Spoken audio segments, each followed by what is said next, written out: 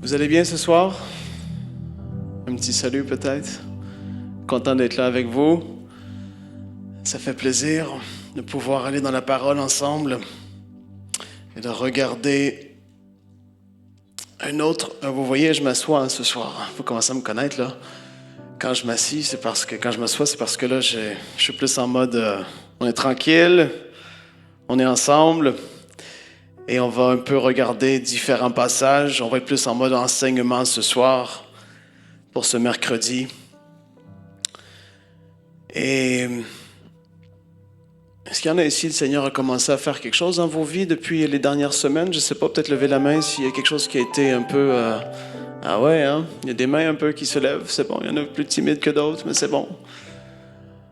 Mais ouais, le Seigneur fait des choses. Il est tellement bon. C'est bon d'être dans sa présence, de le découvrir d'une autre facette. Et je veux ce soir regarder ensemble un thème en particulier. Ouais, ça peut être quelque chose comme un peu joyeux, là. Ouais, ça c'est bien ce soir. Amen. Quelque chose ensemble. J'ai pas souvent parlé de ça, mais c'est quelque chose de tellement important. Puis j'ai encore tellement de chemin à faire, je tiens à le dire avant. Mais c'est quelque chose de ultra important dans lequel on doit tous grandir. Et on parle des mercredis de l'esprit alors que on veut vivre des moments dans la parole, c'est certain, mais on veut aussi par la suite pouvoir appliquer, vivre un temps de prière ensemble, chacun à sa place des fois, selon l'esprit, comment il va diriger. Mais c'est quelque chose qui est hyper fort et qui a tout à fait sa place dans un mercredi soir comme celui-ci. Et je veux parler de la facette ou de la puissance de l'humilité et de comment on peut grandir dans l'humilité. À travers différentes histoires, on va regarder 3 personnes ensemble et je vais raconter des petites anecdotes un peu au passage, tout dépendamment de comment l'heure va avancer ou comment ça va être, on va voir. Mais j'ai quelques histoires à vous raconter aussi. Et puis, pourquoi est-ce que je veux parler de ça? C'est que c'était vraiment ce que Jésus a démontré. C'était une des choses qu'il a démontré d'une façon, il est le standard. Il n'y en a pas de plus haut, il n'y en a pas de meilleur, il n'y en a pas qui arrive même à sa cheville à ce niveau-là. Il est le numéro 1, le MVP de l'humilité. Et quand je regarde à sa vie, et en disant ça tout de suite, je vais vous dire qu'on ne va pas trop passer de temps en regardant Jésus, malgré qu'il y aurait beaucoup de choses qui seraient à dire par rapport à l'humilité et lui. Je veux qu'on puisse regarder 2 autres personnes plus en profondeur pour la soirée en tout cas.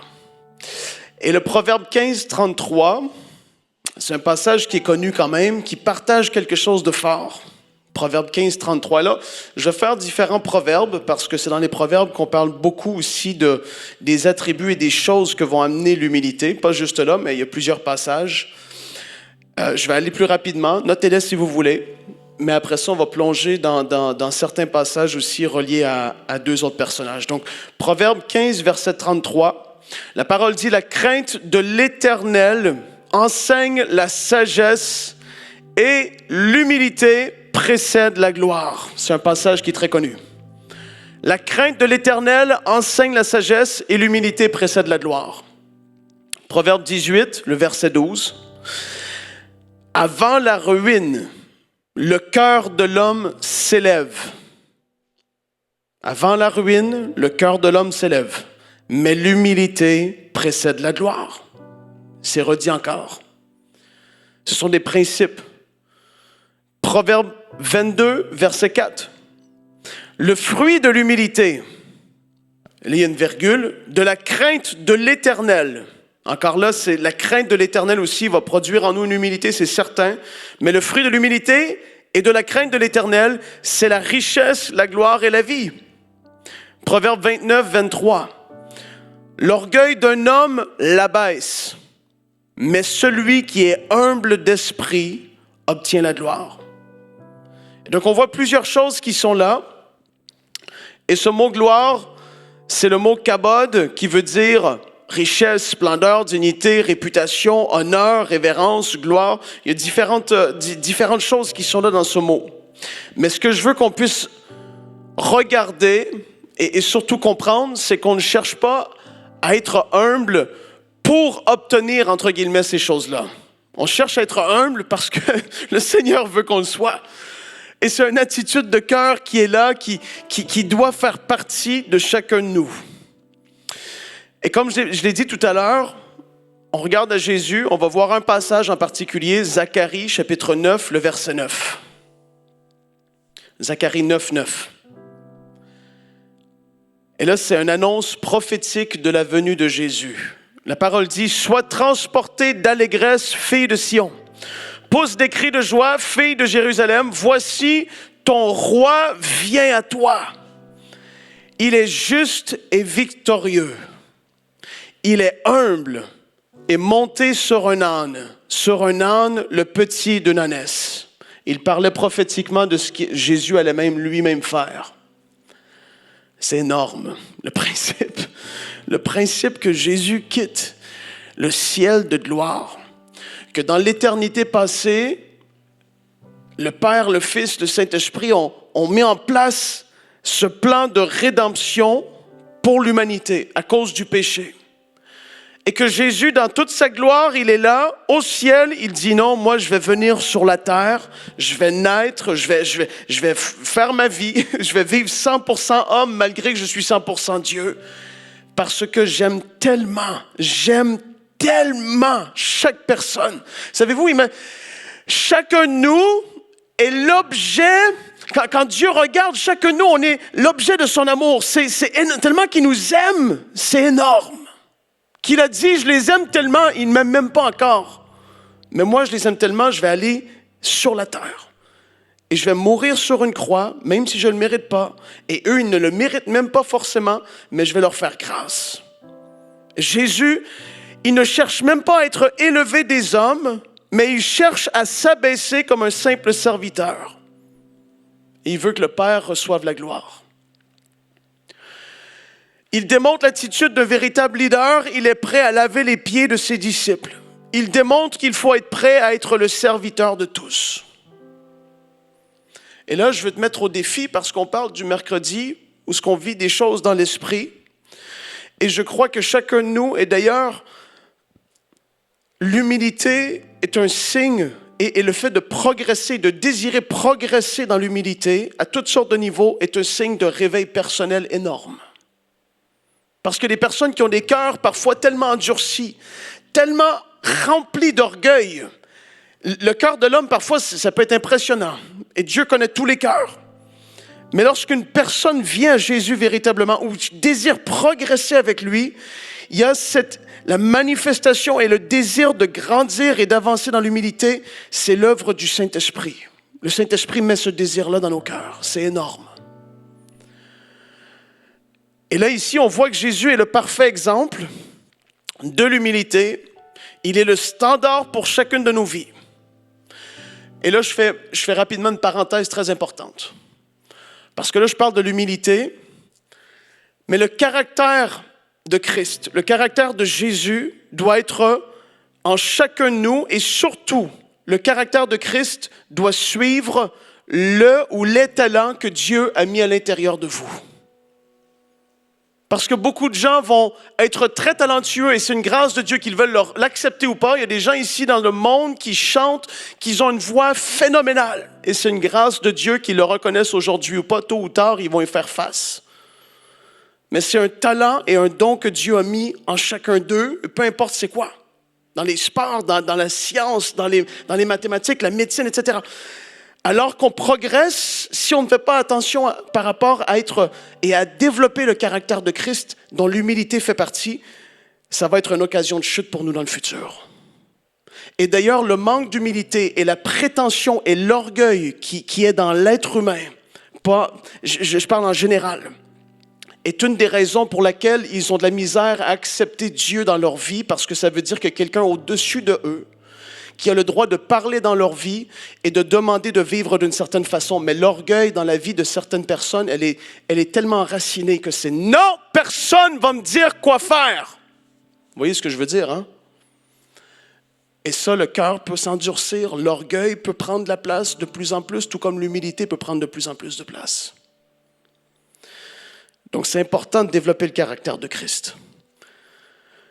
Mais là, je veux qu'on regarde à une deuxième personne, parce que comme j'ai dit, c'est le standard parfait. Tellement à dire par rapport à Jésus. Mais là, concrètement, parfois, comme je dis souvent, c'est bien de voir quelqu'un qui a vécu il n'y a pas si longtemps des fois et qui a été un bel exemple de ça aussi. Parce que la parole, même Paul, il dit « Soyez mes imitateurs comme je le suis moi-même de Christ ». Il disait aux gens « Regardez à moi, parce que moi je fais comme Jésus, mais moi je suis là tout de suite. Regardez à moi. » Et nous, on peut regarder à des hommes et des femmes qui nous ont devancés ou qui sont même vivants aujourd'hui, qui sont des exemples de Christ. Et on peut s'en inspirer. Et je veux qu'on regarde, j'ai parlé une fois dans le passé par rapport à lui, et là je veux reparler de cet homme qui, pour beaucoup, il est vu comme le plus grand évangéliste depuis la période de l'Église primitive des Actes des Apôtres. Et c'est l'évangéliste Billy Graham. Et là, j'ai une photo pour que vous puissiez voir un peu si, je ne sais pas si on peut l'afficher, juste pour que vous ayez le visage, si vous ne le connaissez pas. Ça, c'est lui. Il est décédé en 2018. Il avait 99 ans et 3 mois. Et il a prêché à plus de 215 millions de personnes face à face. Face à face, là, je parle comme ça à soir, là. Si on continue au rythme dans lequel on est, on en a pour longtemps avant de se rendre à 215 millions. Parce que on parle, en un soir, en Corée, à Séoul, il a prêché devant une foule de 1,3 million de personnes. Et le message de Jésus, d'une façon pure, directe, claire, sans filtre, a été annoncé. Mais ça, c'est arrivé à tellement de reprises. Il a prêché dans plus de 185 pays. Donc, il a voyagé quand même. Il a été conseiller de près de 12 à 13 différents présidents américains. Les présidents, ce n'était pas une charge. Ils voulaient parler avec lui dans les temps de crise. Parce qu'ils le disent, il amenait un sentiment, il y avait quelque chose, il parlait dans la sagesse qu'il avait, le réconfort, etc. Et naturellement, on le sait, nous, c'était l'onction, la présence de Dieu qui était avec lui aussi, qui faisait toute la différence. Mais il est un homme qui, malgré toutes ces choses, parce que comme je vous ai dit, beaucoup de gens auraient une très grosse tête s'il aurait prêché devant 215 millions de personnes face à face. Il y aurait des politiciens aujourd'hui qui parleraient à de telles foules face à face, ça serait pas drôle. Parce que le cœur de l'homme, moi je suis quelqu'un. Qui es-tu pour me parler? Et malgré tout ce qu'on pourrait énumérer de lui, c'est peu ce que je viens de vous dire, il a tellement fait. Malgré tout ça, il a désiré, et lui en fait, c'était une des clés. Et c'est une des choses qu'il a partagées. Et c'est ça que je veux qu'on puisse voir à soir, parce que ça nous challenge, ça nous met au défi. Il a dit, et un de ses secrets pour lui, il a toujours dit de lui-même, « Je suis le petit garçon, fils d'un fermier de la Caroline du Nord. » Il n'a jamais oublié de où il venait. Peu importe t'es rendu où, financièrement, socialement, dans le ministère, on n'en a rien à faire. Rappelle-toi de où tu viens et de ce que le Seigneur a fait pour toi. Là, il y a quelque chose à nous garder chacun de nous très humble. Merci, Seigneur. Un jour, qu'est-ce qui s'est passé pour Graham? Et ça, c'est la faveur de Dieu. Ça, c'est juste une anecdote que je vous donne comme ça. Il y a un homme aux États-Unis qui s'appelait William Randolph Hearst. Il était un des rois des médias des années 40 et 50 aux États-Unis. Quasiment dans chaque État, il possédait les journaux et les magazines qui étaient distribués. Donc à cette époque-là, ce n'était pas Internet ni Insta, c'était les journaux et les magazines. Et il s'est déguisé et il est allé écouter Billy Graham prêcher un soir. Et alors que Billy prêchait à Los Angeles en 1949, ce monsieur-là était dans l'assistance. Et il a été touché parce qu'il n'était pas sauvé. Il vivait un peu n'importe comment. Il avait une maîtresse depuis plus de 30 ans. C'était pas un exemple. Mais regardez ce qui s'est passé. Il était là ce soir-là. Il était tellement connu parce qu'il était qui il était. Et il était dans la foule. Et puis par la suite, il a envoyé un message à tous ses bureaux dans tous les États-Unis.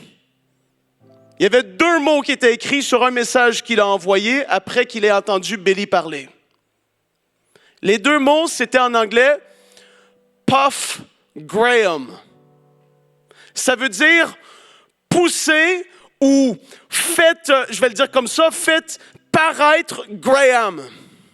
Il a donné, quand le boss il donne un ordre, ça rit pas. Le lendemain soir, Billy arrive au chapiteau à Los Angeles où est-ce qu'il prêchait. Des milliers de personnes étaient là. Une foule de journalistes était présents. Il dit, mais qu'est-ce que vous faites là? Si je fais juste prêcher la parole et vous n'avez pas entendu? Et en fait, il ne savait pas, mais qu'il y avait eu cette commande qui avait été donnée, Puff Graham, c'est-à-dire mettez-le de l'avant, mais positivement. Et du jour au lendemain, dans tous les journaux des États-Unis, dans tous les magazines, il est vu à grandeur du pays. Dieu utilise un nouvel évangéliste, il prêche un message, etc. Et soudainement, du jour au lendemain, il passe de là, pouf, à là. Je veux dire, il devient comme une superstar, entre guillemets. Et malgré ça, tu dois conserver ton cœur. C'est ça que j'essaie de vous dire.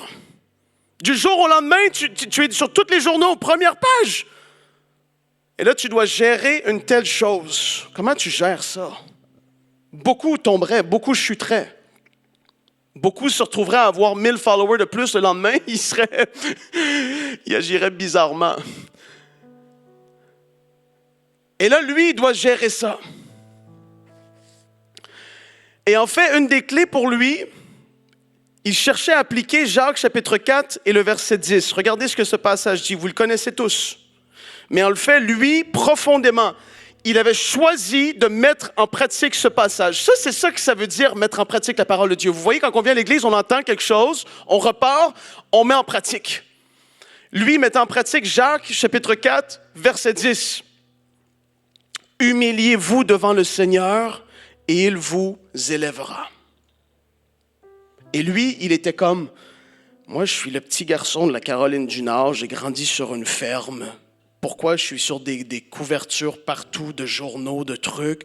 Je suis invité à voyager dans le monde. Pourquoi est-ce que je mérite?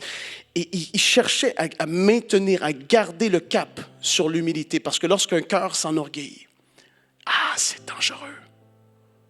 Dans le travail, je ne parle même pas de ministère, je parle de travail. Tu es dans ton poste, à ton travail, dans une usine, dans je ne sais pas où, dans une clinique. Et là, l'orgueil commence à prendre trop de place. Tu parles différemment aux gens, tu les méprises. Les personnes que l'orgueil commence à prendre trop de place, ils se font dire un nom. C'est « Qui? » Vous n'avez déjà vu, je pense. Je ne suis pas le seul. J'ai vu des choses parfois que ça te fait transpirer. Tu fais « Hey, Seigneur, garde-moi s'il te plaît. Je ne veux pas être comme ça. » C'est pas que tu juges, mais tu vois et tu constates que ouf. Et il cherchait à conserver ça. Et enfin, il racontait une histoire. Il racontait une histoire qu'on peut voir dans Luc chapitre 19. Et dans Luc 19, lui, il le racontait comme ça en riant un peu. Il racontait l'histoire d'un âne. Et il dit, c'était l'histoire d'un âne qui avait son ami, un autre âne. Et un des ânes dit à son ami, « Tu ne devineras jamais ce qui m'est arrivé aujourd'hui. » Là, c'est comme dans les cartoons un peu. J'avais envie qu'on mette un dessin animé avec des ânes, mais je n'ai pas été jusque-là à soir. Mais l'âne parle à l'autre et il dit, « Tu devras, j'ai vécu de quoi aujourd'hui?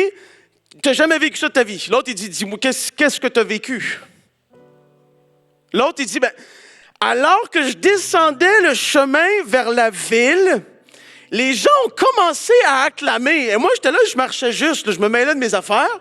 Et je marchais, et les gens commençaient à applaudir pendant que je passais. Et il dit, ils ont déposé des vêtements sur le chemin et ils criaient, « Béni soit le roi qui vient au nom du Seigneur! Paix dans le ciel et gloire dans les lieux très hauts! » Et l'autre ami, il dit, « Wow, man! J'ai jamais vécu ça. Pourtant, j'ai déjà été sur ce chemin-là. Pourquoi ils m'ont pas fait ça? » L'autre, il dit, « Mais j'ai toujours su que moi, j'allais être quelqu'un un jour. J'allais être célèbre. Mais il était temps que ça arrive, en fait. » Il passe à côté, l'âne, il est complètement à côté de la plaque. Billy racontait ça en riant. Et pour lui, il dit, l'ânon doit comprendre qu'il est le porteur de Jésus, mais que c'est Jésus qui reçoit toute la louange et toute l'honneur. It's not me, c'est Billy. Oh, hallelujah. Tout comme l'âne qui transportait Jésus, nous devons comprendre que les acclamations sont pour Jésus, pas pour nous.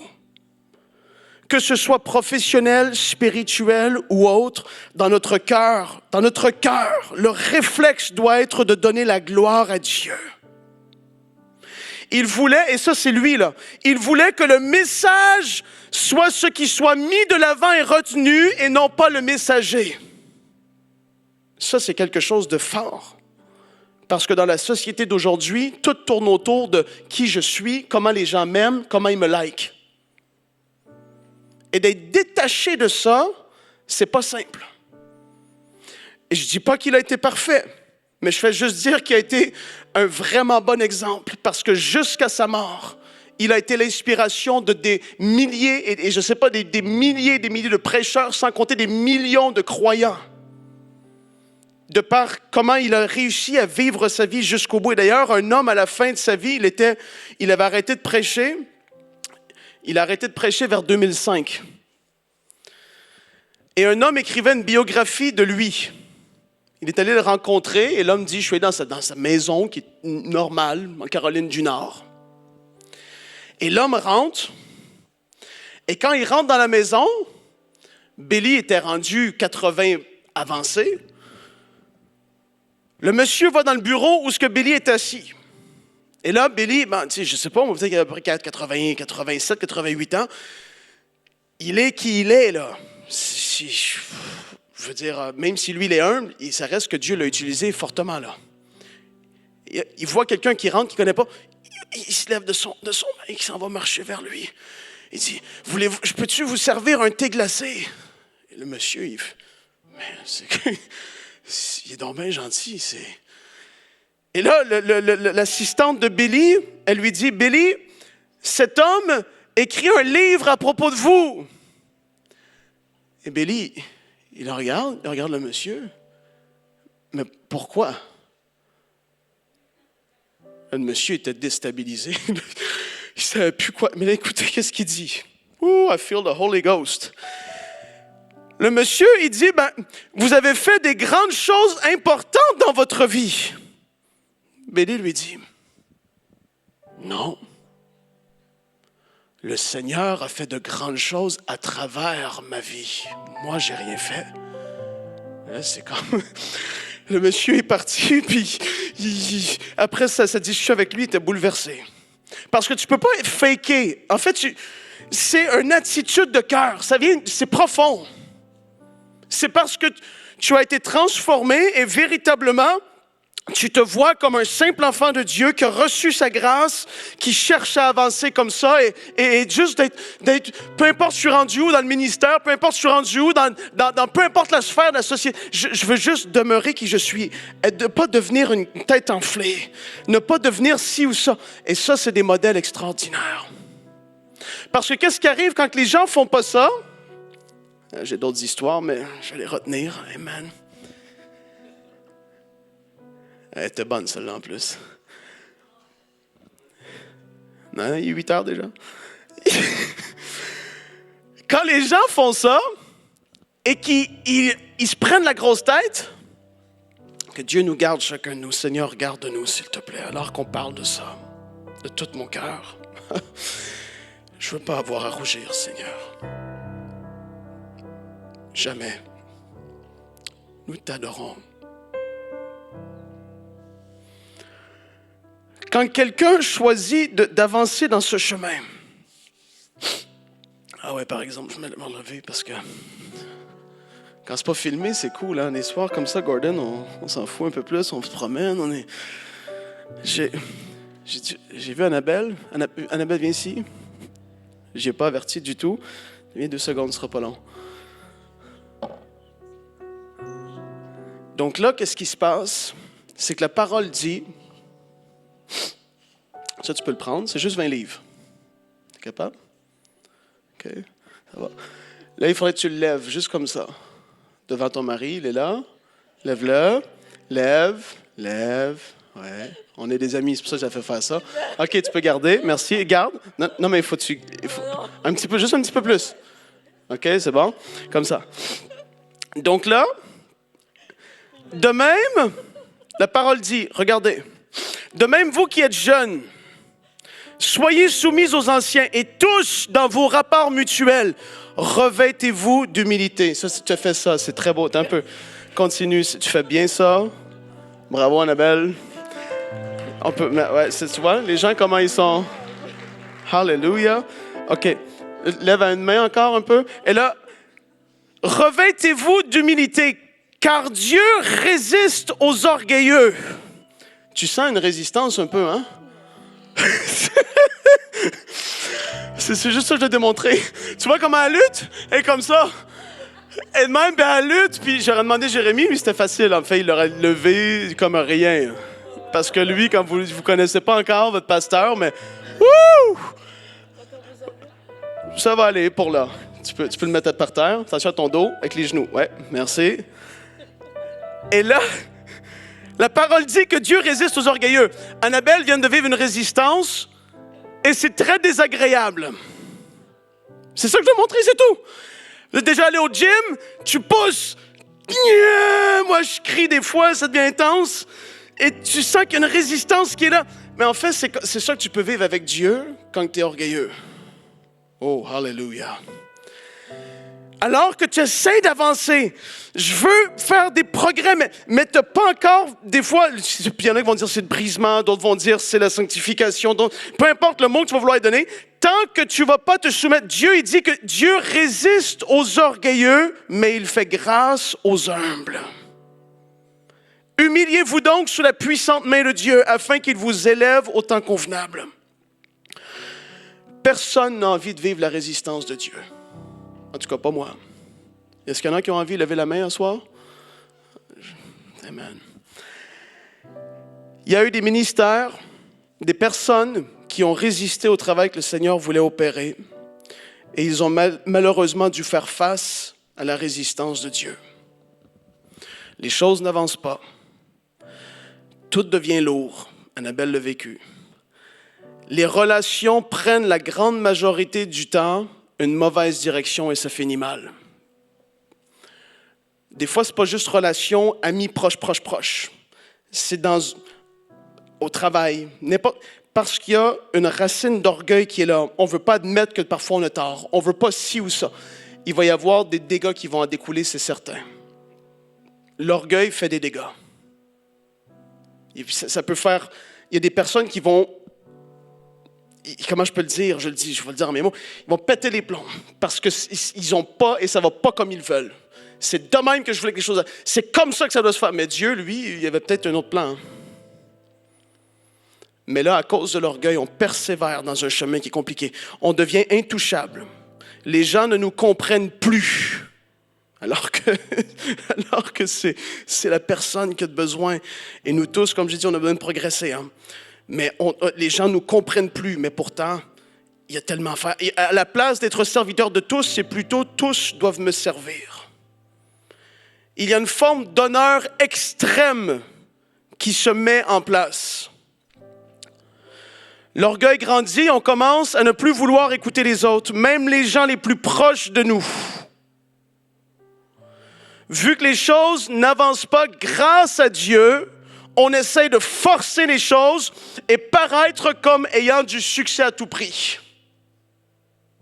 Il y en a eu beaucoup que ça le fait ça. Force, ça doit avancer, il doit y avoir beaucoup de monde, je dois avoir énormément de trucs.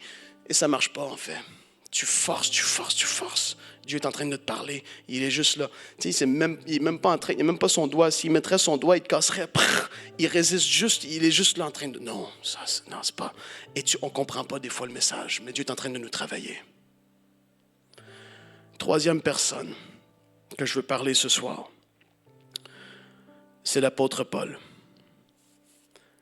L'apôtre Paul, l'humilité faisait partie de sa vie. Vraiment. Il avait compris le principe de l'humilité, pas de manière, j'ai envie de le dire comme ça, intellectuelle. Parce que beaucoup, au début, on entend, et même moi, j'ai lu, j'ai voulu étudier parce que l'humilité, on essaie des fois de comprendre, mais c'est quand tu côtoies des gens qui le sont réellement, tu fais, oh, il y a quelque chose là. Et ce n'est pas un principe intellectuel qu'on saisit, c'est un style de vie tout entier. Et Paul l'avait saisi, et c'est pour ça qu'il pouvait écrire des choses comme Philippiens chapitre 2, les versets 3 et 4. Ne faites rien par esprit de parti ou par vaine gloire, mais que l'humilité vous fasse regarder les autres comme étant au-dessus de vous-même. Ça, c'est fort. On parle de Paul, là. C'est lui qui a écrit beaucoup du Nouveau Testament. C'est lui qui a été ravi en esprit. Le Seigneur lui-même, Jésus, lui a enseigné des choses.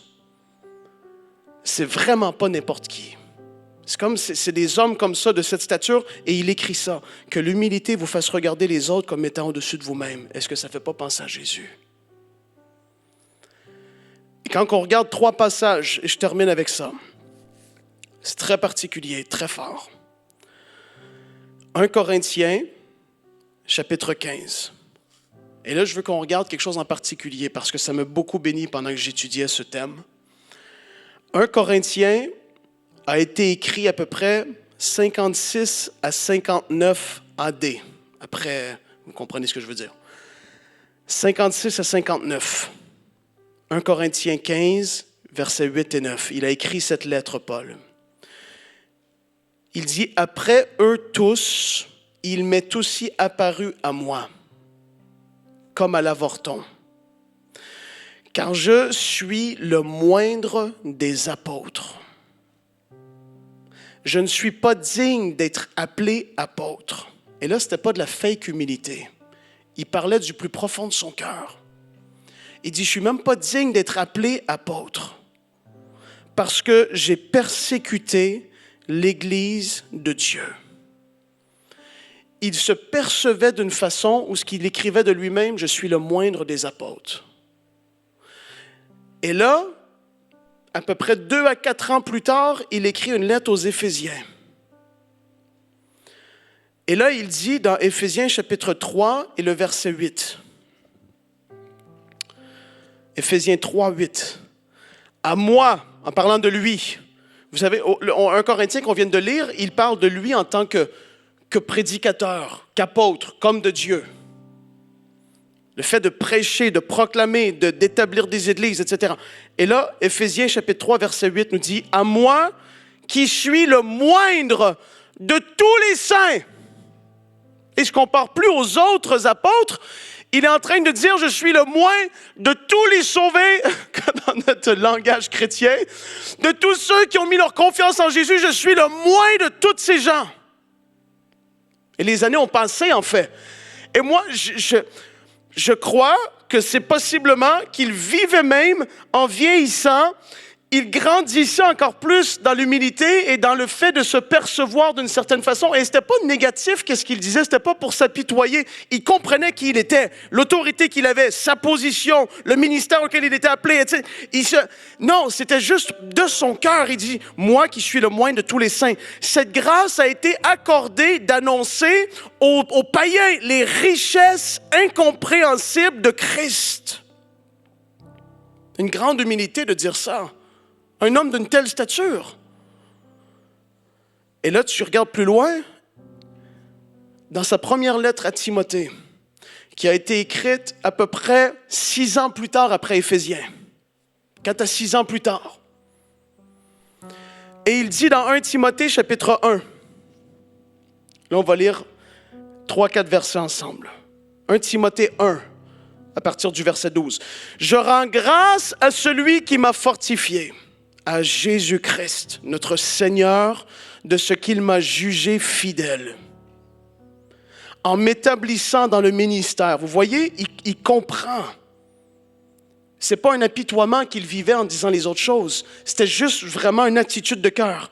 Il dit, de ce qu'il m'a jugé fidèle en m'établissant dans le ministère. Moi qui auparavant, un blasphémateur, un persécuteur, un homme violent, mais j'ai obtenu miséricorde parce que j'agissais par ignorance. dans l'incrédulité. Et la grâce de notre Seigneur a surabondé avec la foi et l'amour qui est en Jésus-Christ. Là, regardez, c'est là que je vais en venir. C'est une parole certaine et entièrement digne d'être reçue, que Jésus-Christ est venu dans le monde pour sauver les pécheurs, dont je suis le premier. D'autres versions vont dire le plus grand. Il se voyait à cause de tout ce qu'il avait fait. En fait, c'est comme j'ai dit, c'est pas du fake humility. Il avait été persécuté.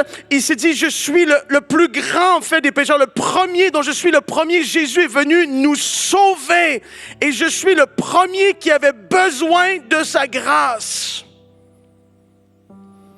Et quand tu penses à Billy qui se voyait lui comme étant le petit gars de la Caroline du Nord, fils d'un fermier, je suis certain que dans son cœur, il se disait parfois devant des foules, pourquoi c'est moi en fait? Pourquoi Et Paul ici, on voit une progression. Le moindre des apôtres, le moindre des saints. Et là, le premier, le plus grand des pécheurs, moi j'avais besoin de sa grâce avant tout le monde. Et ça le gardait dans cet état d'humilité que peu importe ce que je vis, je vais continuer à me rappeler de où je viens, pas pour mépriser ou m'écraser ou me rouler dans la boue ou m'apitoyer sur mon sang. Non, mais Dieu, tu as été tellement bon, alors que j'étais là, tu as fait de moi quelqu'un et tu m'as élevé par ta grâce. Ça, c'est qu'est-ce que produit l'humilité, un cœur humble, véritablement qui s'accroche au Seigneur et dit, Seigneur, tu m'as tellement fait grâce. Moi, je ne sais pas pour vous, mais je réfléchis parfois et souvent même. Seigneur, tu m'as sauvé. Je suis petit seul dans mon lit le soir et je prie avant de dormir.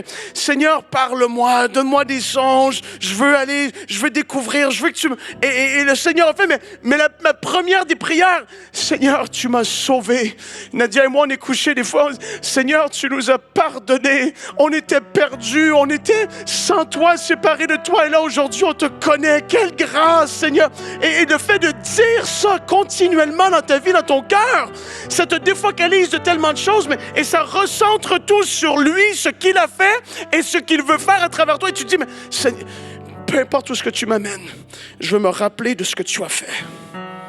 Parce que c'est pas par mes propres forces. Il y a des gens aujourd'hui dans le monde qui connaissent du succès qui ne vient pas de Dieu, mais que le diable utilise et veut élever des personnes pour par la suite les écraser. Mais lorsque Dieu élève une personne, c'est parce qu'il veut utiliser cette personne d'une façon dont seulement cette personne peut être utilisée, parce que cette personne est unique. Elle a des talents, des capacités, une personnalité, une perspective, toutes sortes de choses qui est unique et attribuées à cette personne. Et quand le cœur est humble et s'humilie devant Dieu, Dieu peut commencer à modeler, à façonner, à élever davantage. Tous, on ne sera pas Billy Graham. Tous, on ne sera pas banqués. Tous, on ne sera pas ci ou ça.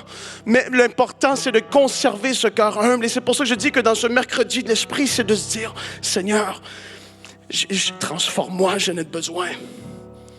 Je veux demeurer humble, peu importe ce que tu m'as donné dans ma vie. Je reconnais que tout ce qui vient, tout ce qui est bon vient de toi. Même si j'ai de mes mains travaillé pour ces choses, dans tous les cas, c'est toi qui as créé l'univers, le monde, qui m'a donné la vie, qui m'a donné le souffle de vie. Si je suis ici, c'est parce que tu m'as mis ici et tu veux faire de quoi à travers moi. C'est jamais pour nous la gloire. Ça ne veut pas dire qu'on ne peut pas recevoir, wow, c'était super, tu as bien fait ça, bravo. Mais on reçoit, ça fait du bien, c'est non. Mais dans le cœur, c'est merci. Mais toi, c'est Seigneur, merci, c'est toi qui fais tout. Je suis l'âne et c'est toi que je porte. C'est-tu pas fort cette image? Seigneur, merci. Alors qu'on a plongé les regards, Père, dans ta parole, ce soir, je veux qu'on prie ensemble.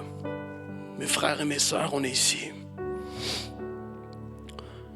Et comme je l'ai mentionné au début, Père, je crois que c'est un attribut d'un réveil personnel. C'est l'attribut de quelqu'un qui est en feu pour toi, ou en tout cas qui est sincère et qui veut s'approcher de toi. c'est le fait de vouloir grandir dans l'humilité. Jésus, tu as été le modèle des modèles. Il n'y en a pas un autre comme toi. Je crois que quand on va te voir, on va être bouleversé de voir autant que tu es le roi de gloire, mais tu es humble, rempli d'amour. Tu vas venir vers nous d'une simplicité remplie d'amour parce que tu nous aimes tellement extraordinairement. Seigneur, on veut te remercier de ce que tu travailles les cœurs aujourd'hui et tu travailles le mien. Et on veut prier afin qu'on puisse grandir dans cette dimension de l'humilité. Que ce qui a animé Jésus, que les sentiments qui étaient en Jésus-Christ, comme dit ta parole, soient en nous. Que la pensée qui était en Jésus soit en nous. Que comme Paul a été un exemple, que ce soit un exemple pour nous de se rappeler de où on vient, Seigneur, et qu'on puisse, comme Paul, progresser dans cette mentalité, dans cette attitude de cœur, dans le caractère au niveau de l'humilité. Je prie qu'on soit des personnes qui vont être capables d'être façonnées entre tes mains parce que tu dis que tu résistes à celui qui est orgueilleux. Je prie que s'il y en a qui doivent, parce qu'il y a quelque chose qui remonte dans le cœur, qui doit être dit ou fait, ou qui doit y avoir un pardon qui doit être accordé, même au niveau du pardon, il y a de l'orgueil qui peut être le Père. Je prie que ça brise dans le nom de Jésus. Seigneur, je prie qu'on puisse être des modèles pour ceux autour de nous qui ne te connaissent pas. Qu'on soit des personnes humbles, simples, qui ne se prennent pas la tête ni pour un autre. Jésus, tu allais vers tous ceux qui venaient à toi, tu les recevais. Tu étais tellement bon, tu prenais le temps.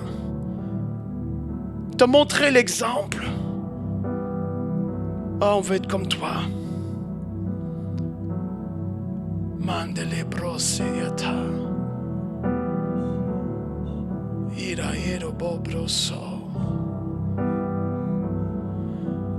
J'ai envie de, alors qu'on est juste dans ce temps de prière,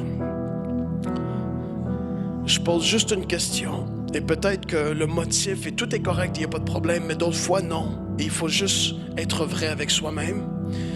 La chose que tu désires obtenir dans la vie, ou le poste que tu désires obtenir dans la vie, le motif derrière ça, c'est quoi? Des fois, c'est de se poser des vraies questions. Parce que parfois, tu as pu voulu avancer, comme j'ai mentionné tout à l'heure, mais ça ne débloquait pas et tu n'y arrives pas. Et des fois, c'est pas à cause de l'orgueil, mais d'autres fois, ça peut l'être. Et à soir, alors que j'ai parlé, si ça te parlait, je prie que tu puisses vraiment devant le Seigneur déposer ça. Seigneur, merci. Il a mon débréassé.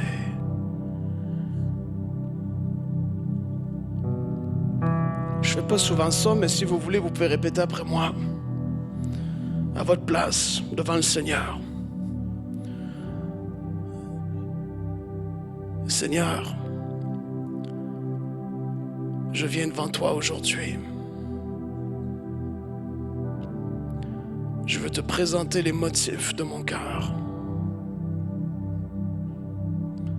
Je veux te présenter les sentiments qui m'ont animé aujourd'hui.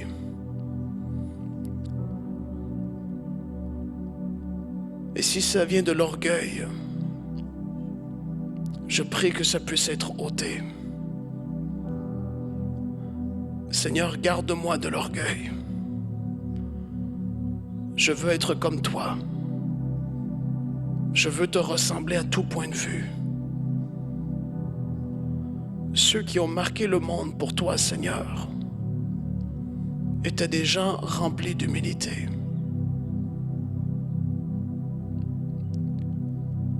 Seigneur, aide-moi à ce niveau.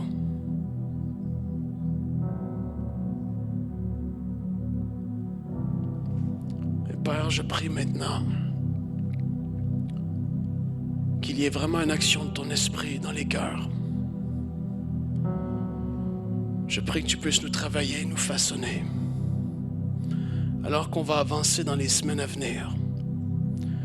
Je prie que tu puisses vraiment faire ton œuvre.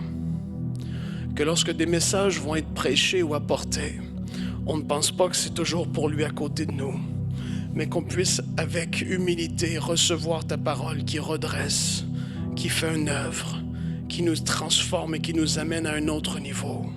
Seigneur, je prie qu'il puisse y avoir un cœur ouvert, un cœur rempli d'humilité qui vient pour recevoir, non pas pour assister, non pas pour juste voir ce que tu vas faire à lui ou à elle, ou juste pour toutes les raisons, mais on vient ici, Père, parce qu'on veut entendre ta parole avec soif, avec expectative, et on veut voir ta main en action parmi nous. On veut grandir dans ça, et je prie que ceux qui traversent des temps dans le travail en ce moment, ou est-ce qu'ils sont en formation, je prie qu'ils aient un cœur humble, un cœur enseignable. Je prie que chacun de nous à l'Église, on puisse conserver ce cœur enseignable. Ce cœur qui est prêt à être repris par toi, par ton esprit, par un leader. Père, je prie qu'on puisse toujours demeurer enseignable.